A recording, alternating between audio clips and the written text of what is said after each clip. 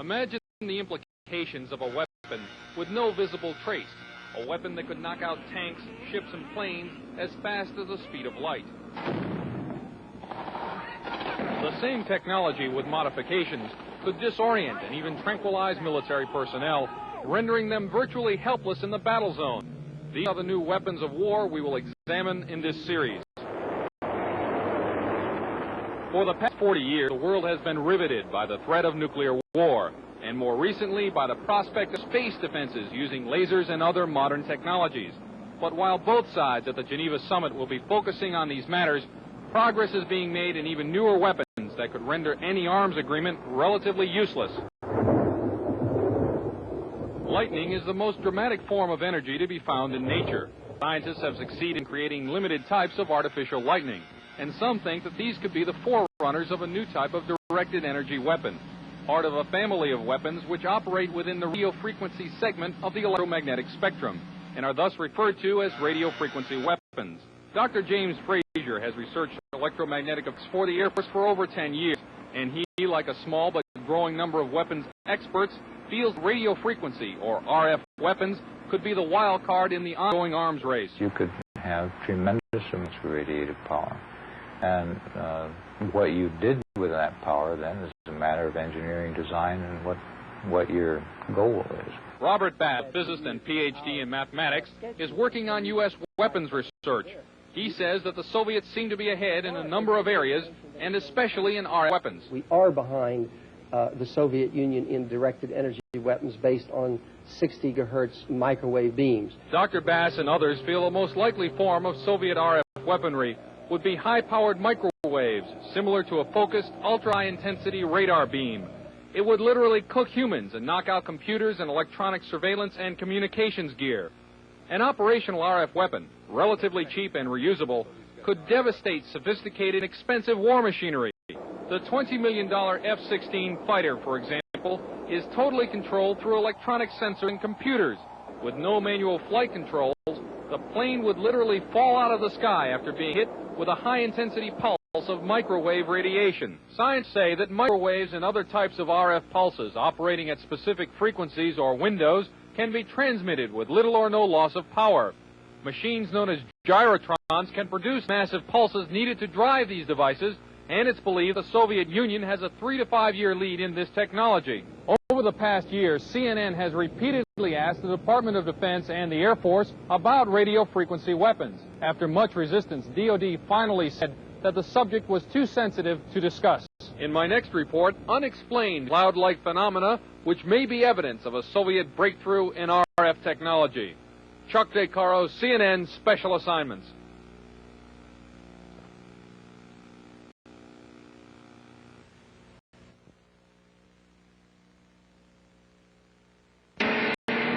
Brainstorm was a science fiction movie about a device which electronically injected thoughts into the human mind. In this scene, the mind control machine projects images into the brain of the chief scientist through an electrode headset. The scientist then finds himself experiencing the thoughts of a wild truck ride.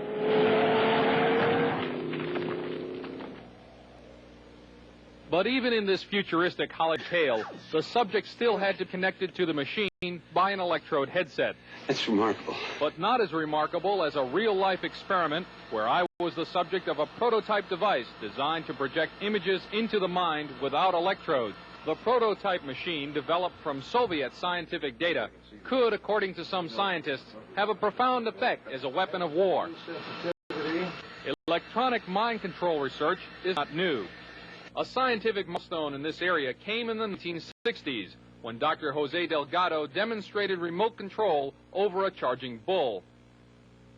By connecting a radio antenna to electrodes inserted into the bull's brain, Delgado proved that the animal's aggressive impulses could be thwarted by electronically manipulating the bull's muscle reflexes. Do you realize the fantastic possibilities if from the outside we could modify the inside? Could we give messages to the inside? But the beauty is that now we are not using electrodes. In recent years, Delgado has shown that the behavior of monkeys can be altered using low-power, pulsating magnetic fields. But in these experiments, there were no antenna implants. Any function in the brain, emotions, intellect, personality, well, could be perhaps modified. modify by this non-invasive technology. Delgado's research has so far been limited to animals, but in the Soviet Union, a radio frequency, or RF device, has been used for over 30 years to manipulate the moods of mental patients. It's called a light machine. It radiates pulses of radio frequency energy, as well as light, sound, and heat. The pulse rate is in the extremely low frequency range, between 0 and 100 pulses per second. Dr. Ross 80 is the top researcher at the Veterans Administration Hospital in Loma Linda, California. He has been investigating the effects of the LIDA machine. Now, what do the Soviets use this machine for? Well, they don't use it anymore. We should be very clear that this is a machine which is regarded by them as somewhat obsolete technologically. The scientist, who did not want his identity revealed, is employed by the U.S. government and has done secret RF weapons search. He believes that tests done with the LIDA and similar machines prove that humans are susceptible to remote alterations of mood and awareness. Certain kinds of weak electromagnetic signals work exactly like drugs. So the promise is that anything you can do with drugs, you could do with the right electromagnetic signals. Apparently, there are specific sites involved, specific functions involved. It's a matter of matching up, just like it is with a pill or a drug, to cause and effect.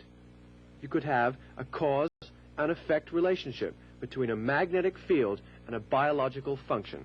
CNN enlisted the help of noted physicist Dr. Elizabeth Rauscher and electrical engineer Bill Van Bice to build and test an RF mind interference machine from data found in Soviet scientific literature. The machine itself was inexpensive and easy to construct, using parts from a consumer electronics store. It emits a weak magnetic field, pulsed at extremely low frequency. As the subject of the test, I was blindfolded, and my ears were blocked to prevent inadvertent clues as to what was happening. A magnetic probe was placed about 18 inches from my head. As the experiment began, two signal generators produced waveform patterns that were transmitted by the magnetic probe at about 1/1000th of the Earth's natural magnetic field strength. Describe anything that you see, if any. In the control room, Van Bice varied the waveforms being generated. In another room, I could see waveforms changing shape in my mind. Parabola just went by. Parabola just went by. Oh, yeah, I did. I just flipped the switch. Parabola? Uh-huh. All right. Well, let's see. Let's check this out. That's what happened. I flipped the switch. Okay. A spike right there. Spike. Right there. Spike. I dramatically changed the generator. I stepped it by 10 right here.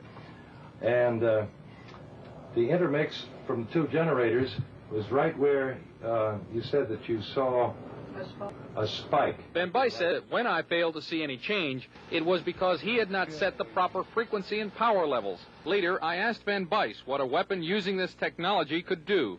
Induce basically what would be considered hallucinations of people, direct them to do things against their so-called better judgment. How easy would it be to assemble a weapon from existing off-the-shelf parts? In 3 weeks, I could put together a weapon that would take care of a whole town. We showed the results of our test to Dr. Robert Becker, a two-time Nobel nominee for his work in the biological effects of electromagnetism.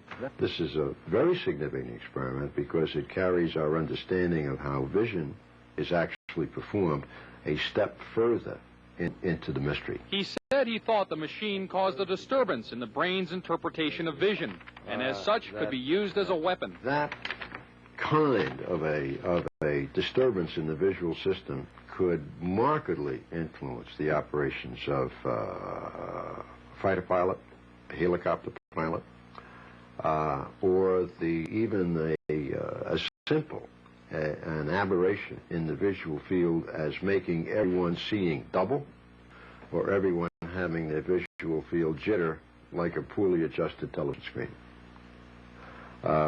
The effect of that upon the efficiency with which an Army, an Air Force, or a Navy would operate would be catastrophic. More about RF weapons in my next report.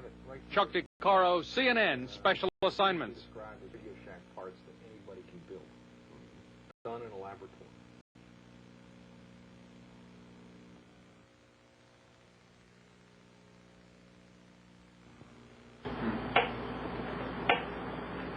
This is a Soviet LIDA machine. It transmits